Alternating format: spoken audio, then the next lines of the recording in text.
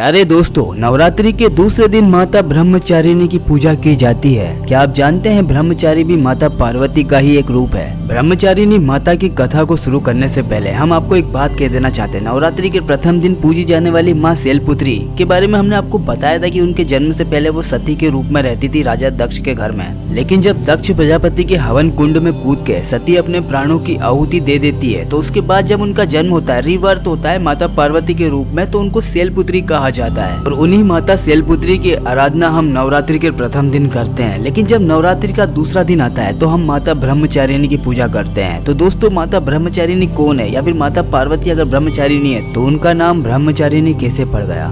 दोस्तों, जब राजा हिमावन और रानी मेना देवी के यहाँ पर पार्वती माता का जन्म हुआ तो उनको भगवान शिव के बारे में कुछ भी जानकारी नहीं थी। वो जानती तक नहीं थी भगवान शिव को। एक दिन नारद मुनि राजा हिमावन के महल में आते हैं। वो पार्वती, रानी मेना देवी और उनके पिता हिमालय को ये बात बता देते हैं कि ये आदिशक्ति का ही नया जन्म है। साथ ही नारद मुनि उनको ये बात बता देते हैं कि उनकी पुत्री गोरा का विवाह भगवान शिव के अलावा किसी और के साथ में नहीं हो सकता है। वहीं दूसरी तरफ सती की मौत के बाद से ही भगवान शिव समाधि में लीन थे। भगवान शिव किसी से भी बात नहीं करते थे, दिन रात समाधि करते और सालों तक तो वो उठते भी नहीं थे। राजा हिमावन अपनी पुत्री पार्वती के साथ में कैलाश पर्वत गए। उन्होंने भगवान शिव को प्रणाम किया और उनको कहा कि ये मेरी पुत्री है पार्वती, ये यहीं पर रह के आपकी सेवा करना चाहती है। उसके बाद माता पार्वती कैलाश पर्वत पर ही रह के भगवान शिव के लिए कंदमूल और वहाँ पे साफ सफाई की व्यवस्था कर देती थी। नारद मुनि के बताए जाने के बाद से ही माता पार्वती ने भगवान शिव को अपना पति मान लिया था। और जब पार्वती ने अपने प्रेम का प्रस्ताव भगवान शिव के सामने रखा तो उन्होंने साफ मना कर दिया।